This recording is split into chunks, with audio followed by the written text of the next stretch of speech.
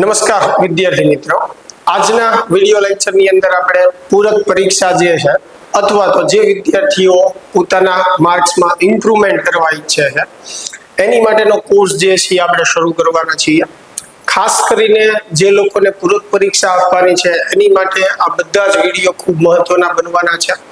ફિઝિક્સની અંદર આપણે જે 14 ચેપ્ટર જે છે એ 14 ચેપ્ટરમાં કેટલી આઈએમપી થિયરી આપણે સૌપ્રથમ કરવાની છે અને કેટલા ઉદાહરણ અને સ્વાધ્યાયના દાખલાઓ જે કરવાના છે એ સ્ટેપ બાય સ્ટેપ આપણે દરેક ચેપ્ટરની અંદર જોતા રહીશું. આજના વિડીયોની અંદર આપણે ચેપ્ટર નંબર 1 જે છે વિદ્યુતભાર અને વિદ્યુત ક્ષેત્ર એનાથી શરૂઆત જે છે એ કરીશું.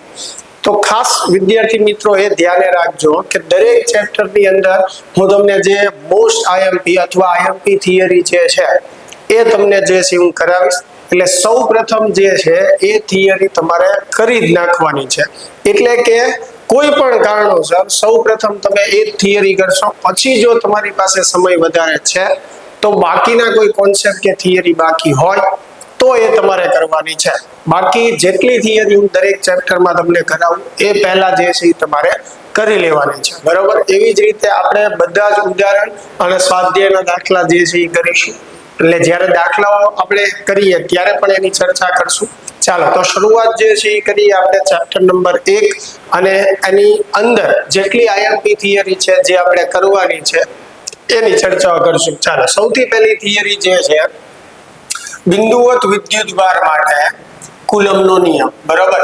એટલે આને ટૂંકમાં આપણે લખીએ તો એમ કહી શકાય કુલમનો નિયમ અદિશ સ્વરૂપે સમજાવો, બરાબર? મહત્વની અને આઈએમપી થિયરી છે, બરાબર? સૌથી પહેલો પ્રશ્ન કે ભાઈ કુલમનો નિયમ જે છે અદિશ સ્વરૂપે સમજાવો અથવા બે વિદ્યુતભારો વચ્ચે લાગતું વિદ્યુત બળ જે છે એની અદિશ સ્વરૂપે સમજૂતી આપો.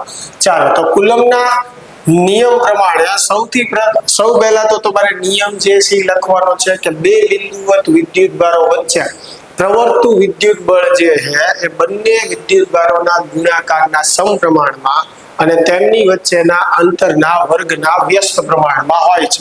નિયમ લખ્યા પછી તમે હવે સૂત્રની તારવણી કરો. F સમપ્રમાણમાં Q1 * Q2 અને F સમપ્રમાણમાં 1/r². બંનેને આપણે ભેગા કરીને લખીએ તો F સમપ્રમાણમાં Q1 Q2 છેદમાં શું થશે r². સમપ્રમાણતાની નિશાની દૂર કરીએ તો અચળાંક આપણે મૂકીએ k, તો F બરાબર સૂત્ર બનશે k Q1 Q2/r². ચાલો, આ કુલમ બળ જે છે એનું સૂત્ર થઈ ગયું. હવે એની અંદર k જે છે એને આપણે કુલમ અચળાંક કહીએ છીએ એટલે એ લખવાનું. એની કિંમત જે છે 9 × 10⁹ એનો એકમ ન્યૂટન × મીટર² પ્રતિ કુલમ સ્ક્વેર થશે. હવે k એવો અચળાંક છે કે જે માધ્યમ ઉપર આધાર રાખે છે, બરોબર? એટલે k નું બીજું સૂત્ર પણ આપણે લખીએ. k બરાબર થાય 1/4πε0, જ્યાં ε0 જે છે એને શૂન્ય અવકાશની પરમિટિવિટી કહેવાય, જેની કિંમત 8.85 × 10⁻12 કુલમ સ્ક્વેર છેદમાં ન્યૂટન × મીટર² થશે, બરાબર? ચાલો, ε0 જે છે આપણે લખ્યું. હવે આ બંને વિદ્યુતભારો જે છે જ્યારે હવાના માધ્યમની અંદર હોય, એટલે કે બે વિદ્યુતભારો વચ્ચે હવાનું માધ્યમ હોય ત્યારે આપણે આ સમીકરણ જે છે F બરાબર k ની જગ્યાએ શું મૂકીએ 1/4πε0 Q1 Q2/r², બરાબર? તો બે વિદ્યુતભારો વચ્ચે જ્યારે હવાનું માધ્યમ હોય ત્યારે બળનું સૂત્ર આપણે આ રીતે જે છે લખી શકીએ છીએ. હવે જો બંને વિદ્યુતભારો વચ્ચે એપ્સિલોન પરમિટિવિટી વાળું માધ્યમ હોય તો એવા કેસમાં બળ જે છે બદલાઈ જશે. તો બળનું સૂત્ર થશે 1/4πε Q1 Q2/r². જ્યાં એપ્સિલોન જે છે એ શું દર્શાવે છે જે તે માધ્યમની પરમિટિવિટી. અને આના પરથી આપણે લખી શકીએ એપ્સિલોન જે છે આ સમીકરણનું સાદુરૂપ આપો એટલે નવું બળ જે છે કેટલું થશે F પ્રાઇમ બરાબર F/k, બરાબર? અહીંયા k જે છે ડાઇલેક્ટ્રિક અચળાંક દર્શાવે છે. અને જો આ કે જે છે કુલમ અચળાંક અને આ કે માં તમને કન્ફ્યુઝન રહેતું હોય તો અહીંયા કે ની બદલે એને આપણે કહી દઈએ એપ્સિલોન આર. એપ્સિલોન આર જે છે એને કહેવાય એપ્સિલોન બાય એપ્સિલોન 0, જેને આપણે સાપેક્ષ પરમિટિવિટી કહીએ છીએ. એટલે હવામાં જે બળ લાગતું હોય F, તો કોઈ માધ્યમમાં લાગતું બળ જે છે કે માં ભાગનું જે છે એ થઈ જશે. ચાલો, તો આ કુલમના નિયમની અદિશ સ્વરૂપે સમજણ થઈ, જેની અંદર સૌપ્રથમ આપણે નિયમ લખશું, ત્યારબાદ સૂત્ર લખશું, સૂત્રમાં આવતા જે અચળાંકો છે એને વ્યાખ્યાયિત કરશું અને એના પરથી આપણે હવામાં લાગતું બળ અને કોઈ પણ એપ્સિલોન પરમિટિવિટી વાળા માધ્યમમાં લાગતું બળ જે છે એ વ્યાખ્યાયિત કરશું. ચાલો, આ પહેલી થિયરી થઈ ગઈ. સેમ હવે આ જ થિયરી જે છે આપણને પૂછી શકે કે ભાઈ કુલમનો નિયમ સદિશ સ્વરૂપે સમજાવો. કુલમનો નિયમ જે છે એ સદિશ સ્વરૂપે સમજાવો. ચાલો, તો હવે કુલમનો નિયમ જે છે એ આપણે સદિશ સ્વરૂપે વ્યાખ્યાયિત કરીએ તો એની માટે બે વિદ્યુતભારો આપણે લઈએ, Q1 અને Q2. અહીંયા આપણું ઉગમ બિંદુ છે. ઉગમ બિંદુથી પહેલા વિદ્યુતભારનું અંતર જે છે R1 છે, બરાબર, એટલે કે એનો સ્થાન સદિશ R1 છે. બીજા વિદ્યુતભારનો સ્થાન સદિશ R2 છે. એટલે દરેક પ્રશ્નમાં જ્યાં જ્યાં આકૃતિ આવતી હોય ત્યાં આપણે આકૃતિનું વર્ણન કરવાનું છે. ખાસ વિદ્યાર્થી મિત્રો એ ધ્યાન રાખજો કે કોઈ પણ થિયરીમાં જેટલું તમને આવડે છે એટલું લખો, સાવ ખાલી પેપરમાં મૂકવાનું નથી, કારણ કે દરેક સ્ટેપ જે છે એના માર્ક હોય છે. એટલે જેટલું આપણને આવડે છે એટલું આપણે લખશું, બરાબર, જેથી કરીને એના માર્ક આપણને મળે. ચાલો, હવે આની અંદર જે છે કે ભાઈ આકૃતિમાં બે વિદ્યુતભારો દર્શાવ્યા છે. ઉગમ બિંદુની સાપેક્ષે એમના સ્થાન સદિશો અનુક્રમે R1 અને R2 છે.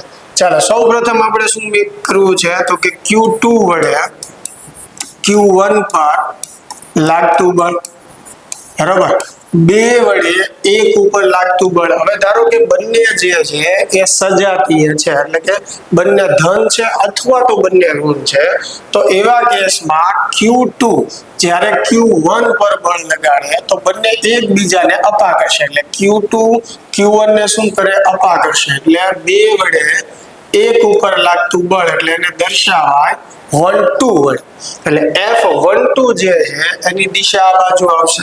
તો હવે એનું સૂત્ર મારે લખવું હોય F12 તો થશે કે Q1 Q2 છેદમાં R12 નો સ્ક્વેર. તો આ તો હજી અદિશ સ્વરૂપ છે. હવે સદિશ સ્વરૂપ કોને કહેવાય તો કે જેમાં આપણે દિશા દર્શાવીએ, અને દિશા દર્શાવવા માટે આપણે શેનો ઉપયોગ કરીએ? એકમ સદિશનો. તો આ બળ જે છે એ તમે જોશો તો હંમેશા આ બે વિદ્યુતભારને જોડતો જે સ્થાનાંતર સદિશ જે છે એની દિશામાં જ આવશે. એટલે અહીંયા દિશા દર્શાવવા માટે R12 કેપ આવશે, કારણ કે હંમેશા F12 અપાકર્ષણ છે તો અહીંયા બહારની તરફ છે, જો આકર્ષી હોય તો અંદરની તરફ હશે, પણ હશે તો આ દિશામાં સ્થાનાંતર જે સદિશ છે એ ડાયરેક્શનમાં. એટલે આપણે અહીંયા એકમ સદિશ જે છે R12 કેપ લખશું. ચાલો, તો આ 2 વડે 1 ઉપર લાગતું બળ થઈ ગયું. સેમ એવી રીતે Q1 વડે Q2 પર લાગતું બળ, બરાબર. તો 1 વડે 2 ઉપર લાગતું બળ, તો બંને સજાતીય છે તો પહેલો વિદ્યુતભાર બીજાને શું કરે? અપા કરશે.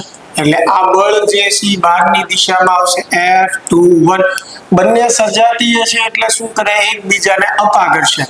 તો 1 વડે 2 ઉપર લાગતું બળ એટલે 2 ને અપા કરશે, એટલે બળની દિશા આ બાજુ આવશે, જેને F21 વડે દર્શાવાય. તો F21 નું સૂત્ર જે છે શું થશે? કે Q1 Q2 છેદમાં R21 સ્ક્વેર, અને દિશા દર્શાવવા માટે એકમ સદિશ આવશે R21 કેપ. હવે ધ્યાનથી તમે જુઓ મિત્રો, તો બંને સૂત્રોની કિંમત જે છે એ સરખી જ છે. જો કે Q1 Q2 કે Q1 Q2.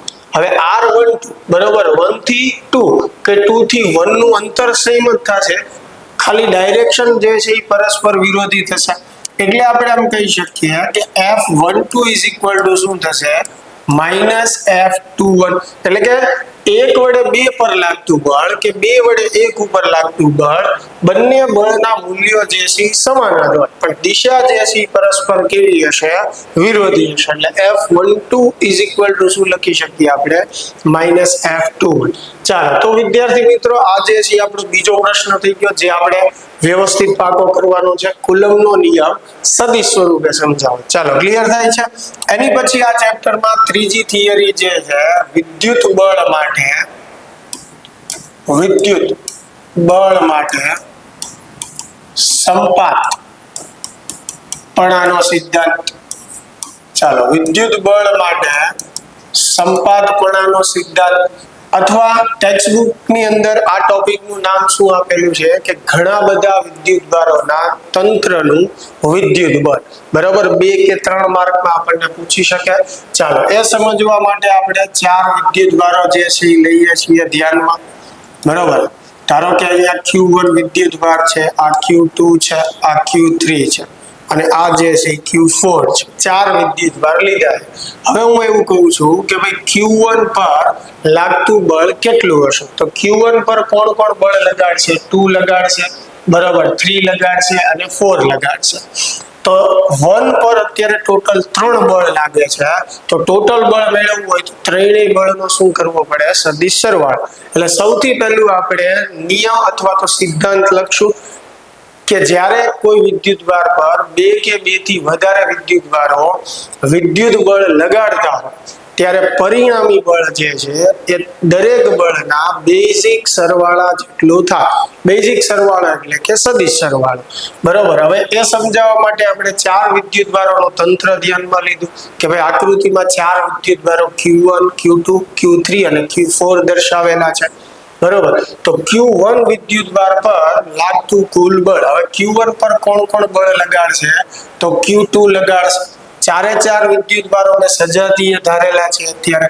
તો Q2 Q1 ને શું કરે? અપા કરશે. એટલે 1 પર 2 વડે લાગતું બળ આ દિશામાં આવશે. એવી રીતે 3 જે છે એ પણ 1 ને શું કરશે? અપા કરશે. એટલે F13 અપા કરશે એટલે આ ડાયરેક્શનમાં આવશે. હંમેશા બળની દિશા ક્યાં દર્શાવવાની? બંને વિદ્યુતભારોને જોડતી રેખા. દાખલા તરીકે Q1 અને Q3 વચ્ચે લાગતા બળની દિશા મારે બતાવી છે, તો પેલા 1 અને 3 ને જોડતી રેખા તમે દોરો. હવે ત્રીજા વડે પહેલા ઉપર લાગતું બળ, તો ત્રીજો વિદ્યુતભાર પહેલા વિદ્યુતભારને અપા કરશે એટલે એની બળની ડાયરેક્શન ઉપર તરફ આવશે.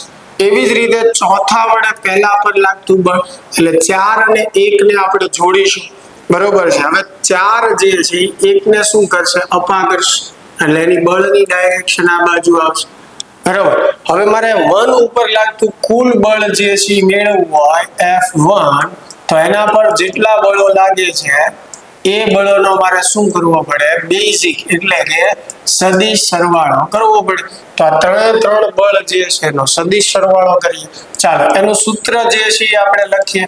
તો F12 નું સૂત્ર K Q1 Q2 છેદમાં R12 સ્ક્વેર R12 કેપ.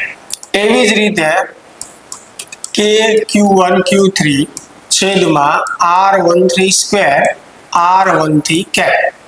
અને 14 નું સૂત્ર K Q1 Q4 છેદમાં R14 સ્ક્વેર R14 કેપ.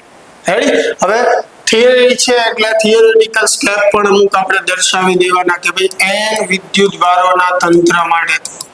હવે આ તો 4 વિદ્યુતભારનું તંત્ર હતું. હવે n વિદ્યુતભારોના તંત્ર માટે એટલે કે Q1 થઈને ટોટલ n વિદ્યુતભારો છે.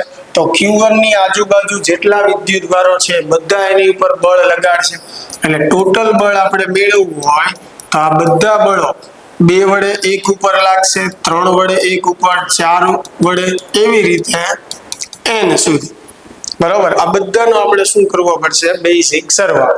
પછી સૂત્ર મૂકી શકો છો જેમ અહીંયા આપણે મૂક્યું છે, અને સિગ્મા સ્વરૂપે પણ આપણે દર્શાવી શકીએ. બરાબર, સૂત્ર તમે જુઓ શું થશે? K Q1 અહીંયા લખીએ આપણે Qi છેદમાં R1I સ્ક્વેર અને R1I કેપ. જ્યાં I ની કિંમત જે છે ક્યાંથી શરૂ થશે? 2 થી શરૂ થઈને n સુધી. દાખલા તરીકે હું એમ કહું કે I બરાબર 5, એટલે એનો અર્થ એવો થયો કે I ની કિંમત 2 થી શરૂ કરીને મારે ક્યાં સુધી લેવાની છે? 5 સુધી. આની જરૂર નહીં પડે, જસ્ટ આપણે ખાલી થિયરીમાં બતાવવાનું છે. દાખલા કે MCQ ગણતી વખતે આપણે આ જે સૂત્ર છે એનો ડાયરેક્ટ ઉપયોગ કરશું કે જેટલા વિદ્યુતભારો બળ લગાડે છે એના બળનો આપણે શું કરવાનો? સરવાળો. પણ આ થિયોરિટિકલ પદ છે, થિયરીમાં આપણે લખવું પડે માર્ક મેળવવા માટે. તો I બરાબર આપણને 5 કીધું હોય તો 2 આવશે, +3 આવશે ને +4, બરોબર, અને +5, એવી રીતે બધા વિદ્યુતભારોના બળનો સરવાળો. પણ એમાં બહુ ડિટેલમાં જવાની જરૂર નથી, જસ્ટ આપણે એટલું શીખવાનું છે કે આ થિયરી પૂછાય તો એની અંદર આકૃતિ કઈ રીતે દોરવી, એનું વર્ણન કઈ રીતે કરવું અને સાદુરૂપ કઈ રીતે આપવું. ચાલો, ક્લિયર થાય છે? એની પછીની થિયરી જે ચેપ્ટરમાં છે આપણે બિંદુવત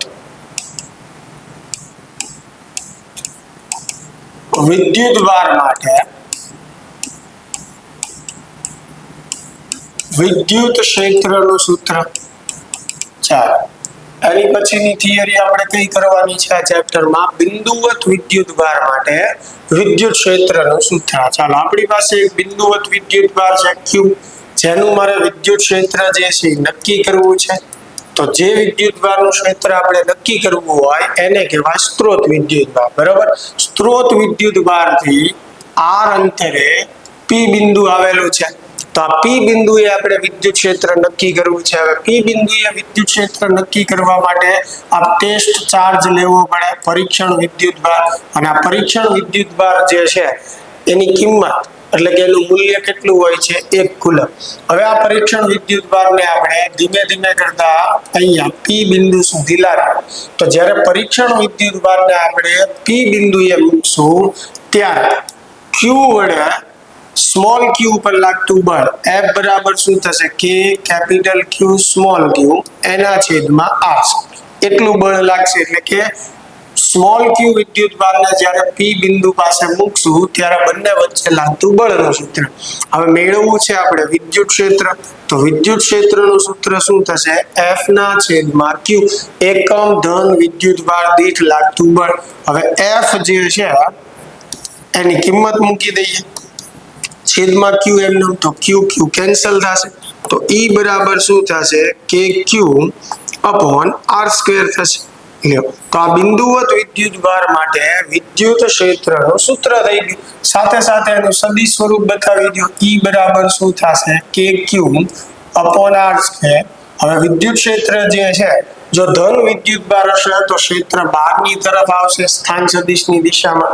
જો આ ઋણ વિદ્યુતભાર હશે તો ક્ષેત્ર અંદર તરફ આવશે, બરોબર. પણ આવશે તો એનો સ્થાન સદિશ જે છે એ દિશામાં, બરોબર છે. એટલે આપણે એકમ સદિશ r કેપ લખશું. તો અહીંયા જે છે આ બિંદુવત વિદ્યુતભાર માટે વિદ્યુત ક્ષેત્રનું સૂત્ર તારવવાનું કીધું હોય તો અહીંયા સુધી આપણે લખવાનું. આકૃતિ તમે વ્યવસ્થિત દોરો, આકૃતિનું વર્ણન કરો, ત્યારબાદ જે છે આ સ્ટેપ બતાવી દો. અહીંયા ખાસ વિદ્યાર્થી મિત્રો ધ્યાનમાં રહેજો, આપણે પૂરક પરીક્ષા જે છે એ આપવાની છે. એટલે અહીંયા થિયરીમાં આપણે બહુ ડિટેલમાં નહીં જઈએ, ફક્ત તમે પેપરમાં વ્યવસ્થિત લખી શકો અને પાસિંગ માર્ક આપણે મેળવી શકીએ અથવા થોડાક એનાથી વધારે, એ રીતની તૈયારી આપણે અહીંયા કરવાના છીએ. એટલે કોઈ પણ કોન્સેપ્ટમાં હું અત્યારે ડિટેલમાં જતો નથી, ફક્ત આપણને ખબર રહે કે આ ચેપ્ટરમાં આપણે આટલી થિયરી કરવાની છે અને આવી રીતે એમાં લખી શકાય અથવા સાદુરૂપ આપી શકાય. ચાલો, હવે એની પછીનો જે પ્રશ્ન જે છે બિંદુવત વિદ્યુતભાર માટે આપણે વિદ્યુત ક્ષેત્રનું સૂત્ર ધાર્યું. પછી એક જે પ્રશ્ન આની અંદર જે છે કે વિદ્યુત ક્ષેત્રની વિશેષતા જણાવો. ચાલો, એક પ્રશ્ન જે 2 કે 3 માર્કમાં આપણને પૂછી શકાય એવો, વિદ્યુત ક્ષેત્રની વિશેષતા જણાવો. હવે વિદ્યુત ક્ષેત્રની વિશેષતામાં શું આવશે કે જે વિદ્યુતભારનું વિદ્યુત ક્ષેત્ર નક્કી કરવું હોય એને સ્ત્રોત વિદ્યુતભાર કહેવાય. ખાસ તમારી પાસે મટીરીયલ હશે તો એમાં પણ આ પ્રશ્ન જોતા જજો, અથવા કોઈ કોન્સેપ્ટ તમને વધારે સારો લાગે તો નોટ ડાઉન કરતા જજો. તો જે વિદ્યુતભારનું આપણે ક્ષેત્ર નક્કી કરવાનું હોય એને સ્ત્રોત વિદ્યુતભાર કહેવાય. જેની મદદથી આપણે વિદ્યુત ક્ષેત્ર નક્કી કરીએ છીએ એને પરીક્ષણ વિદ્યુતભાર કહેવાય. પરીક્ષણ વિદ્યુતભાર જે છે એનું મૂલ્ય શક્ય એટલું નાનું હોવું જોઈએ. બરાબર, આ બધા વિશેષતાના મુદ્દાઓ છે એ ખાસ તમને કહેતો જાઉં છું. બીજી વસ્તુ કે બિંદુવત વિદ્યુતભારનું વિદ્યુત ક્ષેત્ર જે છે એ અંતરના વર્ગના વ્યસ્ત સંબંધમાં હોય છે. બરાબર, આ એક એની વિશેષતા રહી. ત્રીજી વસ્તુ કે બિંદુવત વિદ્યુતભારનું વિદ્યુત ક્ષેત્ર પરીક્ષણ વિદ્યુતભાર પર આધારિત નથી. બરાબર, ચોથી વસ્તુ જે છે કે ધન વિદ્યુતભાર જે છે એનું વિદ્યુત ક્ષેત્ર બહારની તરફ હોય છે. બિંદુવત ઋણ વિદ્યુતભારનું વિદ્યુત ક્ષેત્ર જે છે એ અંદરની તરફ હોય છે. એટલે આ આકૃતિ પણ વ્યવસ્થિત આપણે દોરી નાખવાની છે. ચાલો, ક્લિયર થાય છે? એટલે 4-5 મુદ્દાઓ આવા છે જે આપણે લખવાના છે. બરાબર, હવે એની પછી આ ચેપ્ટરનો તમારી માટે મોસ્ટ આઈએમપી એવો પ્રશ્ન વિદ્યુત ક્ષેત્ર રેખાઓની વિદ્યુત ક્ષેત્ર રેખાઓની લાક્ષણિકતા જણાવો. બરાબર, અથવા વિશેષતા. હવે આ બંને પ્રશ્નમાં ધ્યાન રાખજો. વિદ્યુત ક્ષેત્રની વિશેષતા પૂછી હોય તો આની પહેલા આપણે જે પ્રશ્નની ચર્ચા કરી એ, જો તમને વિદ્યુત ક્ષેત્ર રેખાઓની વિશેષતા પૂછી હોય તો હવે જે આપણે પ્રશ્નની વાત કરવાના છીએ એની સૌપ્રથમ જે છે પહેલી લાક્ષણિકતા આપણે એ લખવાની કે બિંદુવત ધન વિદ્યુતભાર માટે વિદ્યુત ક્ષેત્ર જે છે એ બહારની તરફ હોય છે અને બિંદુવત ઋણ વિદ્યુતભાર માટે વિદ્યુત ક્ષેત્ર જે છે અંદરની તરફ હોય છે. બરાબર છે, આ એની પહેલી લાક્ષણિકતા થઈ ગઈ. બરાબર કે ભાઈ બિંદુવત ધન વિદ્યુતભાર માટે ક્ષેત્ર બહારની તરફ અને બિંદુવત ઋણ વિદ્યુતભાર માટે ક્ષેત્ર અંદરની તરફ. બીજો મુદ્દો આપણે એ લખવાનો છે કે વિદ્યુત ક્ષેત્ર રેખા પર કોઈ બિંદુએ દોરેલો સ્પર્શક તે બિંદુ પાસે વિદ્યુત ક્ષેત્ર રેખાની દિશા દર્શાવે છે. આપણો બીજો મુદ્દો છે કે વિદ્યુત ક્ષેત્ર રેખા પર કોઈ બિંદુએ દોરેલો સ્પર્શક તે બિંદુ પાસે વિદ્યુત ક્ષેત્રની દિશા દર્શાવે છે. બરાબર, ત્રીજો મુદ્દો જે છે કે બે વિદ્યુત ક્ષેત્ર રેખાઓ ક્યારેય એકબીજાને છેદતી નથી. જો ક્ષેત્ર રેખાઓ એકબીજાને છેદે તો છેદન બિંદુ પાસે બે સ્પર્શક મળે જે વિદ્યુત ક્ષેત્રની એક જ બિંદુ પાસે અલગ અલગ બે દિશા હોવાનું સૂચવે, જે શક્ય નથી. એટલે ત્રીજો મુદ્દો આપણે શોર્ટમાં એવી રીતે લખી શકીએ કે બે ક્ષેત્ર રેખાઓ ક્યારેય એકબીજાને છેદતી નથી. જો છેદે તો છેદન બિંદુ પાસે બે સ્પર્શક મળે જે શક્ય નથી.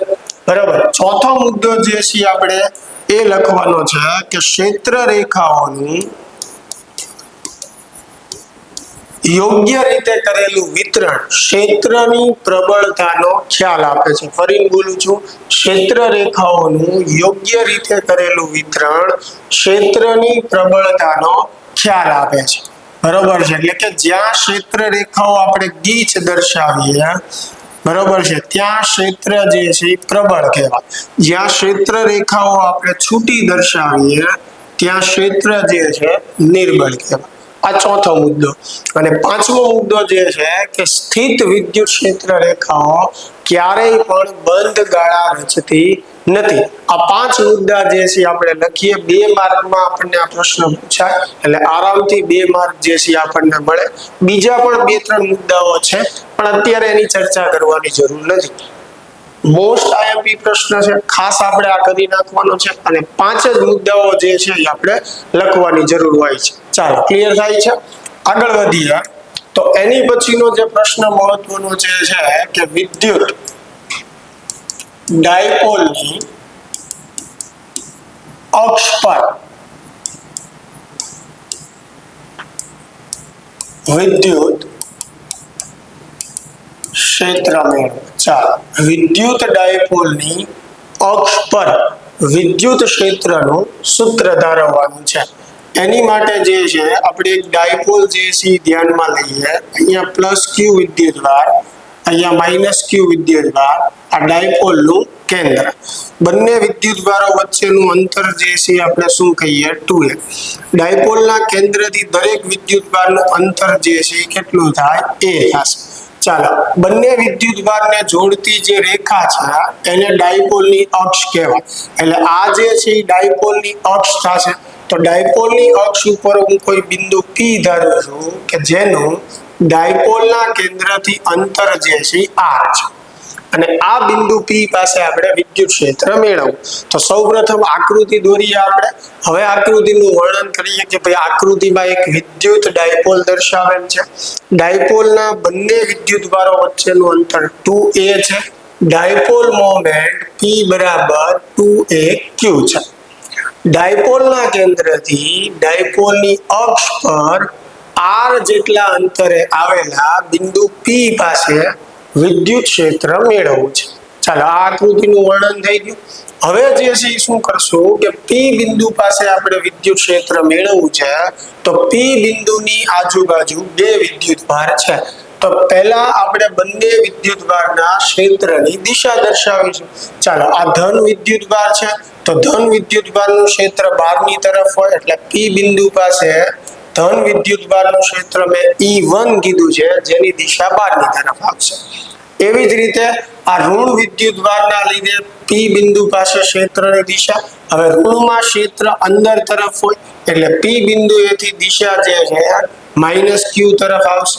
એટલે અહીંયા P બિંદુ પાસે બેયના ક્ષેત્રો પરસ્પર વિરોધી દિશામાં છે એટલે P બિંદુનું વિદ્યુત ક્ષેત્ર આપણે મેળવવું હોય તો બંને વિદ્યુત ક્ષેત્રની આપણે શું કરવી પડશે બાદબાકી. કારણ કે પરસ્પર વિરોધી દિશામાં છે. સમાન દિશામાં હોત તો સરવાળો કરે તો આપણે. ચાલો હવે બંનેનું સૂત્ર મૂકીએ આપણે. E1 એટલે શું થશે તો કે E1 એટલે +q ના લીધે P પાસે વિદ્યુત ક્ષેત્રનું સૂત્ર થાય kq છેદમાં અંતરનો વર્ગ. તો આ બંને વચ્ચેનું અંતર જે છે કેટલું થશે +q થી P બિંદુ સુધીનું અંતર આપણે લેવાનું છે.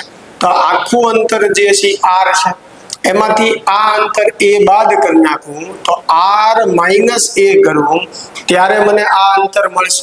બરાબર. તો +q થી P બિંદુનું અંતર શું થશે r - a છેદમાં અંતરનો વર્ગ એટલે r - a નો વર્ગ. ચાલો અહીંયા જે છે માઈનસ નિશાની જે છે આપણે જે આપણા સૂત્ર પ્રમાણે છે. હવે E2 એટલે શું થશે -q ના લીધે P બિંદુ પાસે વિદ્યુત ક્ષેત્ર. ચાલો તો kq બરાબર. હવે -q થી P બિંદુ સુધીનું અંતર લેવાનું છે. તો આ અંતર જે છે કેટલું છે a ત્યાંથી આ અંતર કેટલું છે r. તો -q થી P સુધીનું અંતર કેટલું થશે r + a થશે. બરાબર. ચાલો તો હવે kq જે છે આપણે શું કરીએ કોમન કાઢી લઈએ. તો અંદર જે વધે છે એ લખીએ r - a નો વર્ગ -1/r + a નો વર્ગ. હવે લસા જે છે આપણે લઈએ તો kq as it is. અહીંયા લસા આપણે લઈએ તો r + a જે છે એનો વર્ગ અહીંયા ગુણાશે -r - a નો વર્ગ જે છે બરાબર ચોકડી ગુણાકાર જેવું. નીચે લસા આપણો r - a નો વર્ગ અને r + a નો વર્ગ. ચાલો ધ્યાનથી આપણે સાદુરૂપ આપવાનું છે કોઈ પણ જાતની ભૂલ કર્યા વગર. અહીંયા વર્ગની રીતે વિસ્તરણ કરીએ તો પહેલા પદનો વર્ગ નિયમના 2 પહેલું પદ ગુણ્યા બીજું પદ એવી રીતે બીજા પદનો વર્ગ. ચાલો હવે આનો વર્ગ કરીએ એટલે r², પણ બહાર માઈનસ નિશાની છે એ પણ આપતા જઈએ એટલે આ માઈનસ. હવે અહીંયા જે છે માઈનસ આવશે -2ra બરોબર આના વર્ગ પ્રમાણે, પણ બહારથી માઈનસ નિશાની પાછી એને મળશે તો શું થઈ જશે પ્લસ. એવી રીતે અંતિમ પદ પ્લસ આવે પણ માઈનસ નિશાની અંદર ગુણશો તો એ પણ માઈનસ થઈ જશે. હવે નીચે જુઓ તમે r - a r + a તો એને r² - a² લખી શકાય. તફાવતના જે આપણે અવયવ પાડીએ બંને ઉપર વર્ગ છે એટલે આનો પણ વર્ગ થશે. ચાલો સાદુરૂપ સમજાય છે. હવે +r² - r² જે છે એ 0 થઈ જશે. એવી રીતે a² - a² 0 થઈ જશે. તો શું વધે છે અહીંયા 2ra + 2ra એટલે 4ra થઈ જશે. ચાલો તો E બરાબર શું થશે kq * 4ra છેદમાં r² - a² એનો સ્ક્વેર. બરાબર. હવે આની અંદરથી તમે જુઓ કે આ જે 4 જે છે એને 2 × 2 આપણે લખી શકીએ. તો 2aq એની જગ્યાએ આપણે શું લખી શકીએ p. ધ્યાનથી જુઓ 4 ને મેં શું લખ્યા 2 × 2. હવે એમાંથી 1 2 અહીંયા લઉં છું 2aq તો આ 2 આ A અને Q શેનું સૂત્ર થયું ડાયપોલ મોમેન્ટ એટલે એની જગ્યાએ આપણે લખીએ P એક બે વધ્યા છે એ મેં આગળ લખી લીધા એક R વધ્યો એ એઝ ઇટ ઇઝ લખીએ હવે છેદમાં r² - a² એનો સ્ક્વેર લ્યો તો આ ડાયપોલની અક્ષ પર વિદ્યુત ક્ષેત્ર મેળવવાનું આપણું મેઇન સૂત્ર છે બરોબર હવે આની અંદર આપણે એક કેસ લઈએ કે r very greater than a માટે a ને અવગણાય ક્યાં સરવાળા બાદબાકીમાં તો અહીંયા a બરાબર આપણે 0 મૂકીએ એટલે r નો સ્ક્વેર ઉપર સ્ક્વેર એટલે ટોટલ r જે છે એની 4 ઘાત થશે છેદમાં એટલે નીચે r ની 4 ઘાત તો e બરાબર એક r કેન્સલ કરીએ તો આવશે 2kp upon r3 ચાલો તો વિદ્યાર્થી મિત્રો આ જે છે એ ડાયપોલની અક્ષ પર વિદ્યુત ક્ષેત્રનું સૂત્ર થઈ ગયું હવે મેં અહીંયા કોઈ પણ જગ્યાએ દિશા લખી નથી એટલે મેં ક્યાંય પાછળ એકમ સદિશ દર્શાવ્યો નથી તમારા મટીરીયલમાં કે ટેક્સ્ટ બુકમાં પહેલેથી જ સદિશ સ્વરૂપ લીધેલું હોય તો એકમ સદિશ જે છે દર્શાવેલું હોય મેં સદિશ સ્વરૂપ નથી લીધું સાદુરૂપમાં એટલે મેં એકમ સદિશ નથી દર્શાવ્યું બરોબર હવે છેલ્લે આપણે સદિશ સ્વરૂપ જે છે દર્શાવી શકીએ બરાબર છે તો E બરાબર 2kp upon r3 હવે દિશા દર્શાવવા માટે આપણે શેનો ઉપયોગ કરીએ એકમ સદિશનો તો તમે આ આકૃતિમાં જુઓ ધ્યાનથી કે ડાયપોલની દિશા જે છે એ ઋણથી ધન હોય એટલે આ દિશામાં ડાયપોલ મોમેન્ટ છે ઋણથી ધન હવે પરિણામી વિદ્યુત ક્ષેત્ર આપણે જે મેળવ્યું E એની દિશાની વાત કરીએ તો E1 અને E2 પરસ્પર વિરોધી દિશામાં છે એટલે બેયની બાદબાકી કરવાથી આપણને આ પરિણામી E મળે છે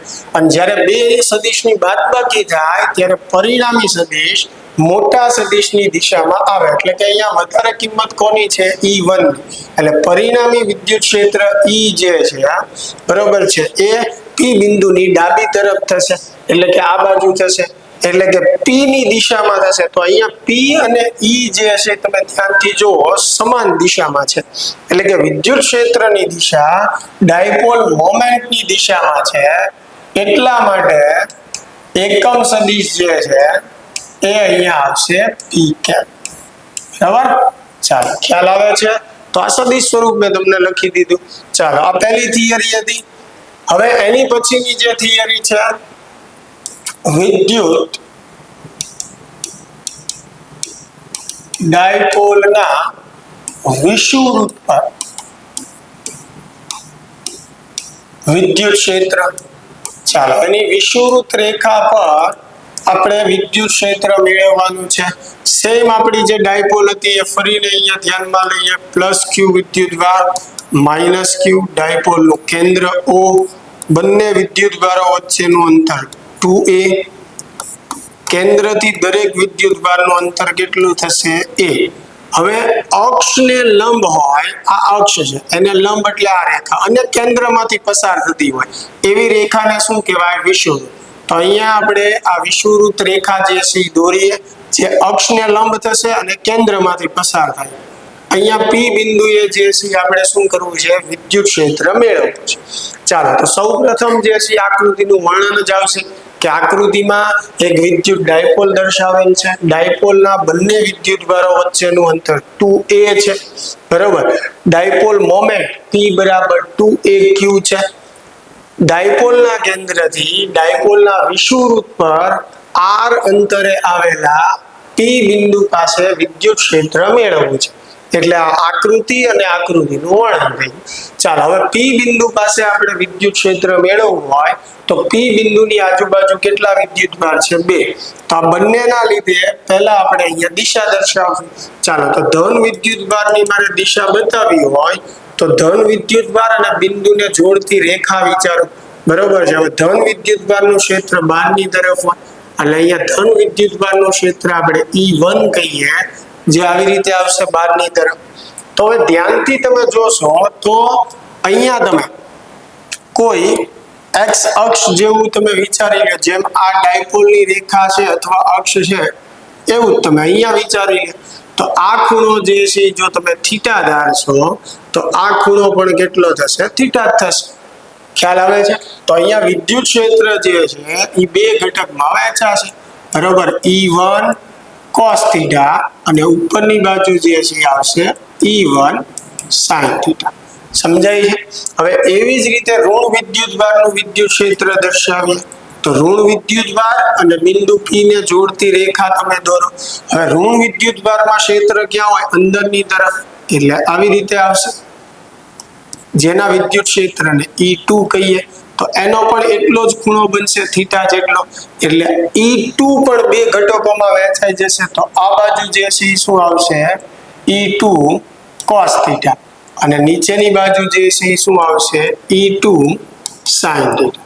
તો અહીંયા તમે જુઓ E1 અને E2, E1 sin થીટા અને E2 sin થીટા બંને પરસ્પર વિરોધી દિશામાં છે અને બંનેની કિંમત એક સમાન છે, એટલે એનું પરિણામી મેળવવું હોય તો વિરોધી દિશામાં હોવાથી આપણે બાદબાકી કરવી પડે. હવે બાદબાકી કરીએ, બંનેની કિંમત સરખી છે તો જવાબ શું થઈ જશે? 0. એટલે આપણે એમ કહી શકીએ કે ભાઈ અહીંયા P બિંદુ પાસે વિદ્યુત ક્ષેત્રના સાઇન ઘટકો એકબીજાની અસર નાબૂદ કરે છે, પરંતુ કોસ ઘટકો એક દિશામાં છે એટલે એનો સરવાળો થાય, એટલે P બિંદુ પાસે પરિણામી વિદ્યુત ક્ષેત્ર કોસ ઘટકને આભારી હશે. એટલે કે P બિંદુ પાસે પરિણામી વિદ્યુત ક્ષેત્ર કોસ ઘટકોનો સરવાળો કરવાથી મળશે. ચાલો, બંનેમાં કોસ જે છે એ સરખું જ છે એટલે એને કોમન કાઢી લેશું આપણે. કોસ જે છે એને કોમન કાઢી લીધું. બીજી વાત, મેં અહીંયા ક્યાંય દિશા બતાવી નથી એટલે સદિશ સ્વરૂપ અથવા તો એકમ સદિશ નથી દર્શાવ્યો, એ આપણે લાસ્ટમાં દર્શાવશું. ચાલો, E1 એટલે શું થયું? પ્લસ Q ના લીધે P બિંદુ પાસે વિદ્યુત ક્ષેત્ર. ચાલો, તો વિદ્યુત ક્ષેત્રનું સૂત્ર થાય KQ છેદમાં અંતરનો વર્ગ. તો અંતર કયું લેવાનું છે? પ્લસ Q થી P બિંદુનું, એટલે આ અંતર તમારે લેવાનું છે, બરોબર? તો આ R છે, આ અંતર A છે, તો આ કર્ણ કેટલો થાય? √R² પ્લસ A² જેટલો થશે. હવે છેદમાં મારે અંતરનો વર્ગ મૂકવાનો છે, તો આનો વર્ગ કરશો એટલે રૂટ દૂર થશે, એટલે R² પ્લસ S. ચાલો, આ વત્તા જે છે એઝ ઇટ ઇઝ. E2 હવે મૂકવાનું છે. E2 એટલે આ માઇનસ Q વિદ્યુતભારના લીધે P બિંદુ પાસે વિદ્યુત ક્ષેત્ર. ચાલો, તો એ વિદ્યુતભારની કિંમત પણ કેટલી છે? Q, એટલે KQ. એનું અંતર પણ કેટલું થશે? √R² plus A². આપણે વર્ગ મૂકવાનો છે એટલે અંડર દૂર થઈ જશે. ચાલો, તો આ કેટલી વાર થયું? 2 વાર, એટલે 2KQ છેદમાં R² પ્લસ A², બંનેનો સરવાળો ઇન્ટુ cos થીટા. હવે cos થીટાની કિંમત મૂકીએ. cos થીટા એટલે પાસેની બાજુ, પાસેની બાજુ એટલે શું આવશે? A આવશે, છેદમાં કર્ણ, કર્ણ એટલે √R² પ્લસ A². તો અંડરરૂટની જગ્યાએ આપણે શું કરશું? વનાપઘાત જે છે એ લખશું. ચાલો, હવે અહીંયા જુઓ 2AQ, તો 2AQ ની જગ્યાએ શું લખી શકાય? P લખી શકાય. K as it is, એની જગ્યાએ P. નીચે અહીંયા આની 1 ઘાત વત્તા વનાપઘાત એટલે 3/2 ઘાત થઈ જશે, એટલે R² પ્લસ A² ⁵ 3/2. ચાલો, ક્લિયર થાય છે? આ આપણી સાબિતી થઈ ગઈ. હવે આને સદિશ સ્વરૂપે તમારે દર્શાવવું હોય તો ડાયપોલની દિશા ઋણથી ધન, એટલે P ની દિશા આ બાજુ આવશે ઋણથી ધન. પરિણામી વિદ્યુત ક્ષેત્ર આ બંનેનો સરવાળો કરવાથી મળ્યો છે, એટલે પરિણામી વિદ્યુત ક્ષેત્ર આ દિશામાં આવશે. તો અહીંયા તમે જોઈ શકો કે E જે છે P ની વિરોધી દિશામાં છે, એટલે જ્યારે આપણે સદિશ સ્વરૂપે એને દર્શાવીએ તો KP upon R² plus A² ⁵ 3/2 એકમ સદિશ શું આવશે? -P cap. જે ટેક્સ્ટ બુકમાં તમારે પહેલેથી લીધેલો છે, એટલે અહીંયા દરેક સ્ટેપમાં માઇનસ લીધું હશે. મેં પહેલેથી દિશા નથી લીધી, ફક્ત સૂત્ર લીધું છે એટલે ક્યાંય માઇનસ નિશાની નથી દર્શાવી. છેલ્લે આપણે માઇનસ નિશાની જે છે એ દર્શાવી દઈએ, એટલે કે સદિશ સ્વરૂપ જે છે એ દર્શાવી દઈએ. છેલ્લું એક આ સ્ટેપ બતાવી દઈએ કે ભાઈ R very very greater than A માટે A ને અવગણતા. હવે A ને અવગણીએ તો છેદમાં A બરાબર 0 મૂકીએ. A 0 મૂકી દઈએ, અહીંયા 2 કેન્સલ થશે એટલે છેદમાં R નો ઘન આવશે, એટલે KP upon RQ. લ્યો તો આ ડાયપોલના વિષુવવૃત્ત માટે વિદ્યુત ક્ષેત્ર મેળવવાનું સૂત્ર છે. બંને થિયરી આઈએમપી છે, ખાસ આપણે કોઈ પણ જાતની ભૂલ વગર પાકી કરી નાખવાની છે. ચાલો આગળ વધીએ ચેપ્ટરમાં. હવે આ ચેપ્ટરની અંદર બીજી મહત્વની જે થિયરી હોય વિદ્યુત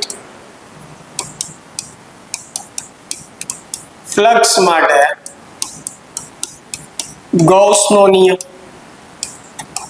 ચાલો વિદ્યુત ફ્લક્સ માટે ગૌસનો નિયમ જે છે આપણે કે આપણી પાસે કેપિટલ આર ત્રિજ્યા જે છે, કેપિટલ આર ત્રિજ્યાનો ગોળો છે. આ ગોળાના કેન્દ્ર પર જે છે આપણે ક્યુ વિદ્યુતભાર જે છે એ રાખેલો છે. હવે આ વિદ્યુતભારના લીધે આ ગોળામાંથી કેટલું ફ્લક્સ બહાર આવે છે એ આપણે મેળવવું. તો એ ફ્લક્સ મેળવવા માટે સૌપ્રથમ આપણે આ ગોળા પર અહીંયા સૂક્ષ્મ ખંડ ધારીશું, બરોબર. અને એ સૂક્ષ્મ ખંડનો ક્ષેત્રફળ આપણે કહીશું dA, બરોબર, જેની દિશા ખંડને લંબ બહારની તરફ આવશે. હવે આ ધન વિદ્યુતભાર મેં લીધો છે, તો ધન વિદ્યુતભારમાં વિદ્યુત ક્ષેત્રની દિશા પણ ક્યાં આવશે? બહારની તરફ આવશે. શું વાત છે અહીંયા કે ભાઈ આ આર ત્રિજ્યાના ગોળાના કેન્દ્ર પર ક્યુ વિદ્યુતભાર છે અને આ ક્યુ વિદ્યુતભારના લીધે ગોળામાંથી બહાર આવતું ફ્લક્સ મેળવવું છે. એની માટે આપણે અહીંયા સૂક્ષ્મ ખંડ ધાર્યો અને આ સૂક્ષ્મ ખંડ માટે ક્ષેત્રફળ સદિશ અને વિદ્યુત ક્ષેત્ર જે છે એ સમાન દિશામાં છે. તો સૂક્ષ્મ ખંડમાંથી પસાર થતું ફ્લક્સ ફાઈ બરાબર EdA cos થીટા, જ્યાં થીટા જે છે એ A અને E વચ્ચેનો ખૂણો જે સમાન દિશામાં છે એટલે બંને વચ્ચેનો ખૂણો જે છે એ 0 આવશે. cos 0 ની કિંમત શું થશે? 1 થશે. એટલે d phi બરાબર મને શું મળશે? E into dA મળશે. ચાલો આટલી વાત ક્લિયર થાય છે. હવે આ એક સૂક્ષ્મ ખંડ માટે છે. આપણે સમગ્ર ગોળામાંથી બહાર આવતું ફ્લક્સ મેળવવાનું છે. તો આવી રીતે સૂક્ષ્મ ખંડો ધારીને આપણે આખો ગોળો પૂરો કરવાનો રહેશે. એટલે કે આવા જેટલા સૂક્ષ્મ ખંડો તમે ધારો એટલા આવા સૂક્ષ્મ ફ્લક્સ મળે. અને કુલ ફ્લક્સ મેળવવું હોય આપણે તો આવા દરેક ફ્લક્સ આપણને જે મળ્યા છે એનો આપણે શું કરવો પડે? સરવાળો. અને સરવાળા માટે આપણે શેનો ઉપયોગ કરશું? સંકલનનો. એટલે આનું સંકલન કરીએ તો કુલ ફ્લક્સ ફાઈ બરાબર સંકલન EdA થશે, બરાબર. હવે E ની જગ્યાએ શું લખી શકીએ? KQ upon R² into dA. ચાલો તો KQ upon R² જે છે બહાર લઈએ તો અંદર વધે સંકલન dA. સંકલન dA એટલે કુલ ક્ષેત્રફળ. કોનું કુલ ક્ષેત્રફળ? આ R ત્રિજ્યાના ગોળાનું. અને ગોળા માટે ક્ષેત્રફળનું સૂત્ર જે છે એ શું થશે? 4πr². એટલે સંકલન dA ની જગ્યાએ આપણે શું લખી શકશું? 4πr². ચાલો તો ફાઈ બરાબર જે છે k ની જગ્યાએ હું અહીંયા લખું 1/4πε0. અહીંયા q ના છેદમાં r² as it is. અહીંયા આવશે 4πr². ચાલો 4π જે છે એ કેન્સલ થશે, r² કેન્સલ થશે. તો ફાઇનલી ફાઈ બરાબર મને શું મળશે? q ના છેદમાં ε0. તો આ વિદ્યુત ફ્લક્સ માટે ગૌસના સૂત્રની તારવણી થઈ ગઈ, જે દર્શાવે છે કે કોઈ પણ બંધ સપાટી વડે ઘેરાયેલું ફ્લક્સ q upon ε0 જેટલું હોય છે, જ્યાં q જે છે એ બંધ સપાટીની અંદરનો કુલ વિદ્યુતભાર જે છે એ દર્શાવે છે. ચાલો આ પણ મહત્વની થિયરી છે. આની અંદર આપણે એટલું દર્શાવો. આકૃતિ દોરો, આકૃતિનું વર્ણન અને સૂત્રની સાથે, બરોબર. ચાલો હવે એની પછી આ ચેપ્ટરની અંદર મહત્વની 3 છેલ્લી થિયરી બાકી રહે છે, બરોબર, જે છે ગૌસના નિયમના ઉપયોગ અથવા ગૌસના નિયમનો ઉપયોગ કરીને વિદ્યુત ક્ષેત્ર મેળવ. બરોબર, 3 વાહકો માટે આપણે મેળવવાનું છે. એમાં સૌપ્રથમ જે છે અનંત લંબાઈના પાતળા વાહક માટે વિદ્યુત ક્ષેત્રનું સૂત્ર અથવા આપણને એમ કે અનંત લંબાઈના અથવા અતિ લાંબા વાહક તાર માટે અથવા વાહક તાર વડે ઉદ્ભવતા વિદ્યુત ક્ષેત્રનું સૂત્ર ધારો. બરાબર. એટલે એની માટે જે છે આપણે એક અતિ લાંબો તાર લઈએ. હવે અતિ લાંબો તાર જે છે એક તો વાસ્તવમાં જે અતિ લાંબો અથવા અનંત લંબાઈનો હોય એને કહી શકાય, અને ફિઝિક્સમાં આપણે અતિ લાંબો તાર કોને ગણીએ તો કે આ તારથી મારે કોઈ પી બિંદુએ વિદ્યુત ક્ષેત્ર મેળવવું છે, બરોબર છે, તો એનું તારથી અંતર કેટલું છે આ અંતર r ની સાપેક્ષે તારની લંબાઈ જ્યારે વધારે હોય તો તારને આપણે અનંત લંબાઈનો તાર અથવા અનંત લંબાઈનો પાતળો વાહક ગણી શકીએ. આ સમગ્ર તાર જે છે એના પર ધન વિદ્યુતભાર જે છે એ વહેંચાયેલો છે. ઋણ વિદ્યુતભાર પણ લઈ શકાય. જો ધન વિદ્યુતભાર હોય તો વિદ્યુત ક્ષેત્ર ત્રિજ્યાવર્તી બહારની દિશામાં હોય, અને જો તાર પર ઋણ વિદ્યુતભાર હોય તો વિદ્યુત ક્ષેત્ર ત્રિજ્યાવર્તી અંદર તરફની દિશામાં આવશે, બરોબર. તાર જે છે પાતળો લીધેલો છે એટલે વિદ્યુતભાર અહીંયા લંબાઈમાં વહેંચાયેલો છે, એટલે વિદ્યુતભારનું આ કયું વિતરણ ગણાશે? રેખીય વિતરણ ગણાશે. આ તારના લીધે પી બિંદુ પાસે આપણે વિદ્યુત ક્ષેત્ર મેળવવું છે, બરોબર. તો તારથી r અંતરે જે બિંદુ પી આવેલું છે ત્યાં આપણે વિદ્યુત ક્ષેત્ર મેળવો. એવી જ રીતે તમે તારની આ બાજુ કોઈ બિંદુ ધારશો કે જેનું અંતર r જ છે તો ત્યાં પણ વિદ્યુત ક્ષેત્ર સમાન જ હશે. તો તારની ફરતે r અંતરે આવેલા દરેક બિંદુએ વિદ્યુત ક્ષેત્ર કેવું હશે? સમાન.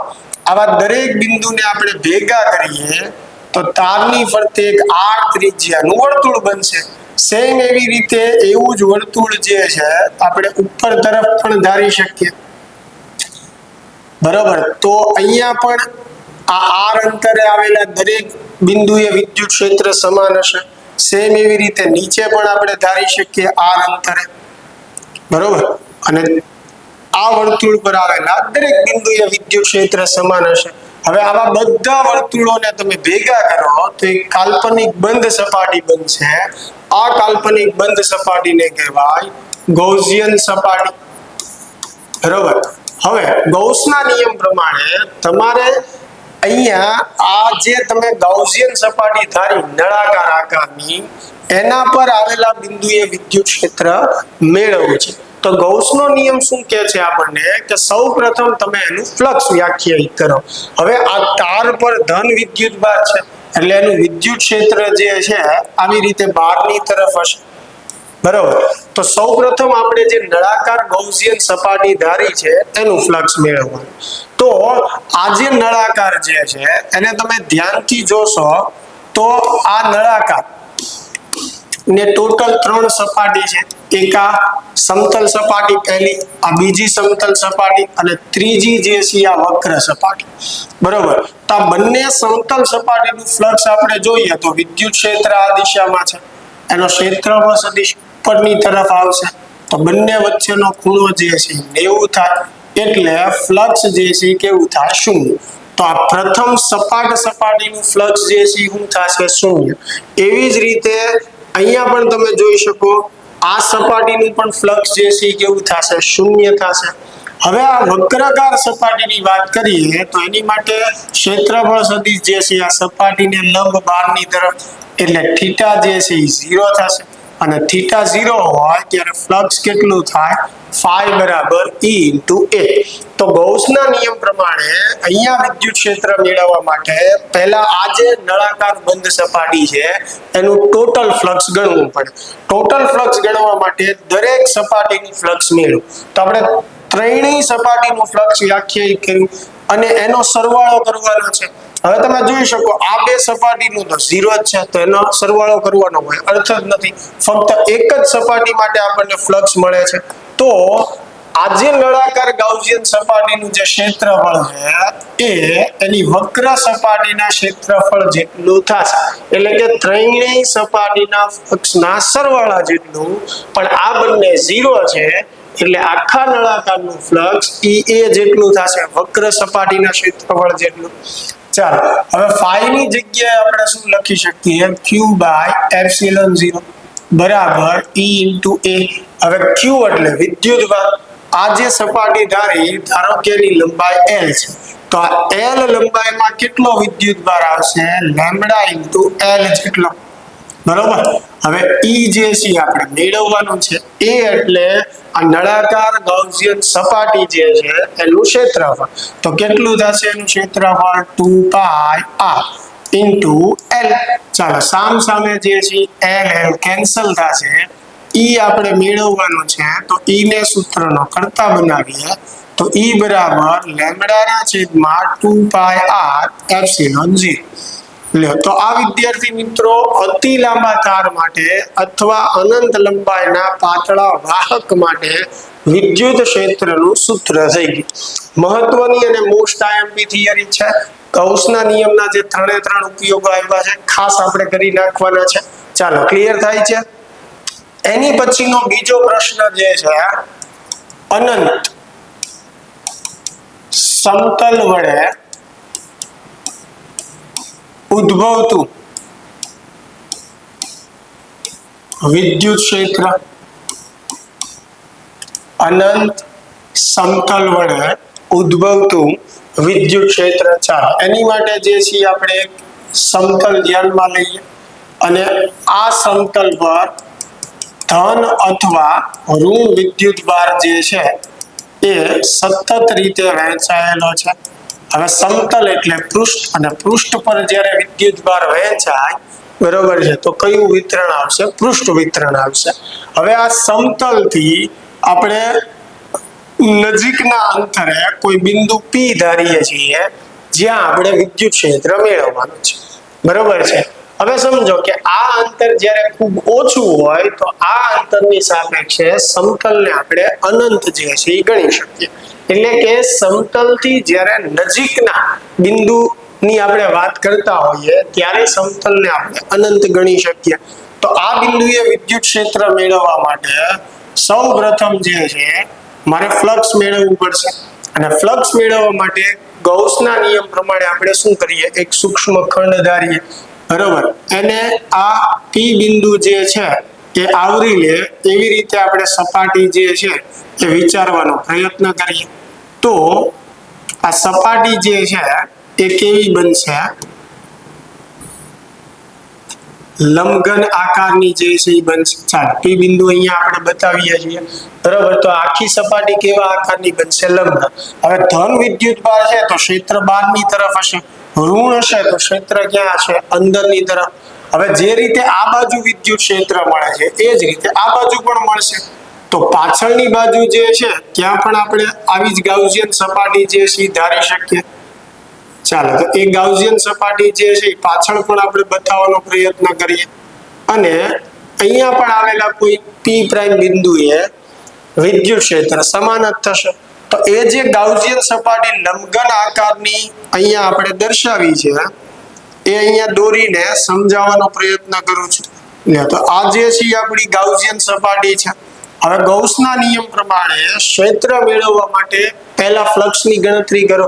તો આ જે ગાઉસિયન સપાટી છે એનું મારે કુલ ફ્લક્સ ગણવાનું. હવે આ ગાઉસિયન સપાટીને ટોટલ કેટલી સપાટી છે? તો કે 6 છે. બરોબર. 1 2 ઉપર 3 નીચે 4 આગળ 5 અને પાછળ 6. 6 સપાટીનું ફ્લક્સ મેળવવું અને એનો સરવાળો કરવું એટલે આ જે લંબ ઘન છે એનું આપણને ટોટલ ફ્લક્સ મળે. બરોબર. પણ હવે તમે ધ્યાનથી જુઓ કે વિદ્યુત ક્ષેત્ર જે છે આવી દિશામાં છે. સમતલથી આ બાજુ જમણી તરફ છે, સમતલથી પાછળ ડાબી તરફ છે. તો વિદ્યુત ક્ષેત્ર જે છે આ જે સમતલ છે સમતલ 3 એને કેવું છે? સમાંતર. એટલે એનું ફ્લક્સ 0 થશે. એવી રીતે સમતલ 4 જુઓ એટલે એનું પણ 0 થશે. સેમ એવી રીતે આગળનું 5 અને 6 એને પણ સમાંતર.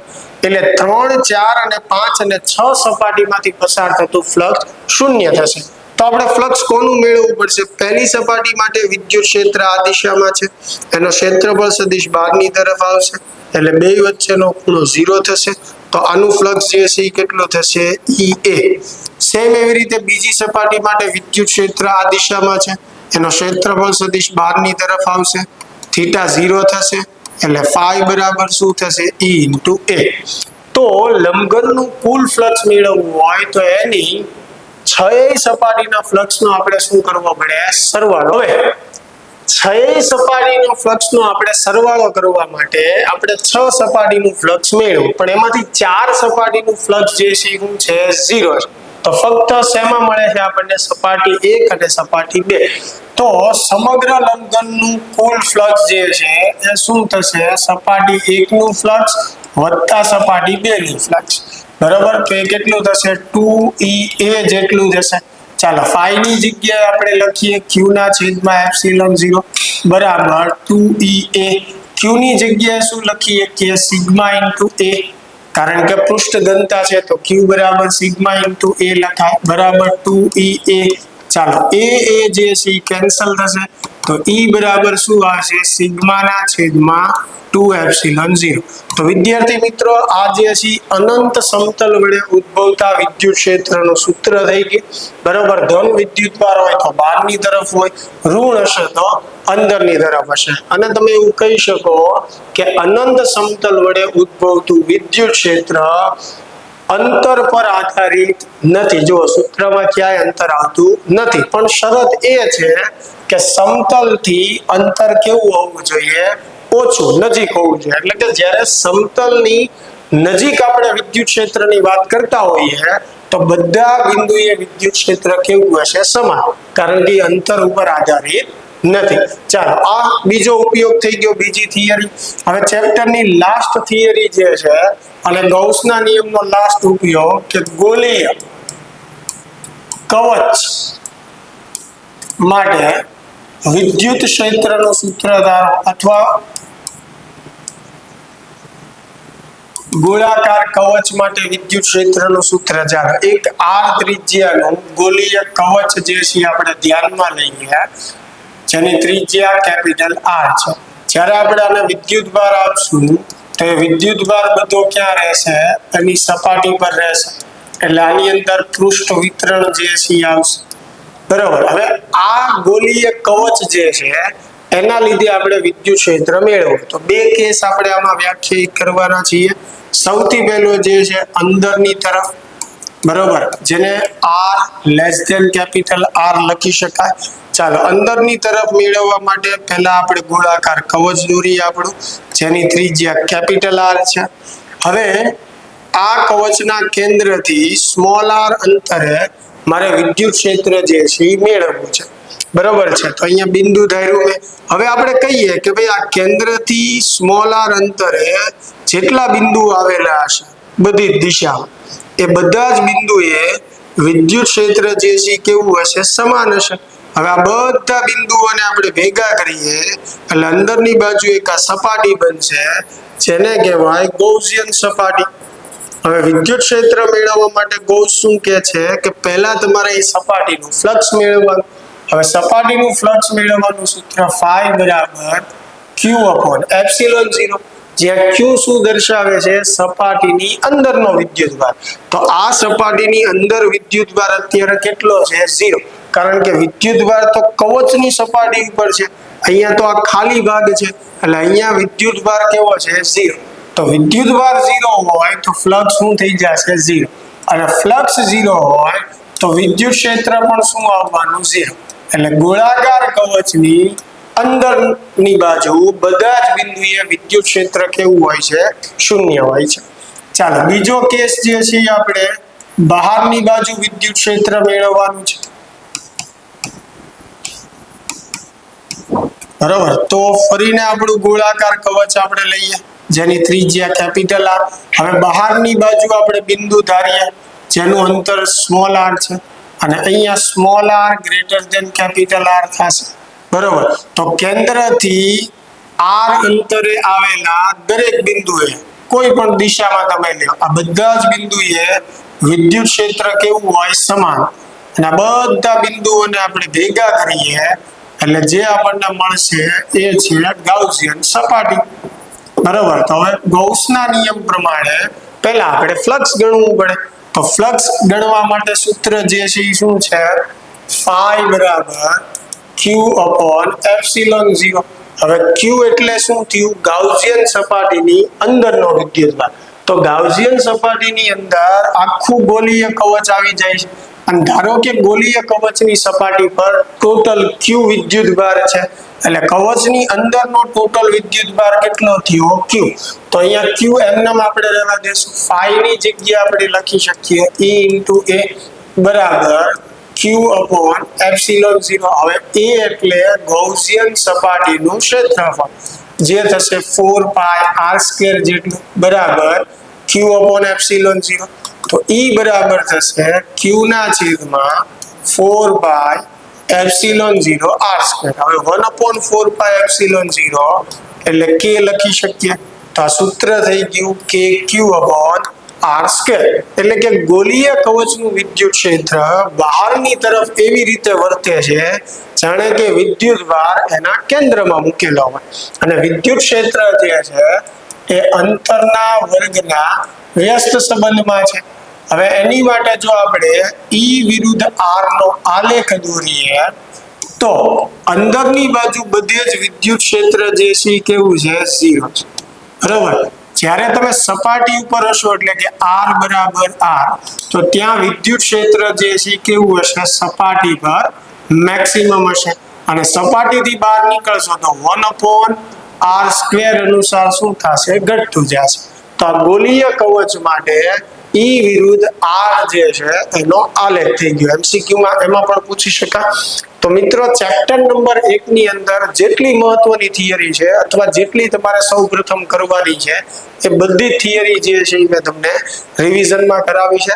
ખાસ તમે પ્રેક્ટિસ કરજો અને વ્યવસ્થિત જે છે થિયરી મૌખિક લખવાનો પ્રયાસ કરજો, એટલે તમે પેપરમાં લખી શકશો, બરાબર. ચેપ્ટરની થિયરી પૂર્ણ થયા બાદ આપણે દરેક ચેપ્ટરના ઉદાહરણ અને સ્વાધ્યાયના દાખલાઓ પણ કરવાના છીએ. તો ખાસ આ વિડીયો જે છે જોતા રહેજો, અને જે વિદ્યાર્થીઓને આ વિડીયો લેક્ચરની જરૂર છે તેના સુધી વિડીયોને શેર પણ કરજો. ચાલો મળીએ તો નેક્સ્ટ લેક્ચરમાં.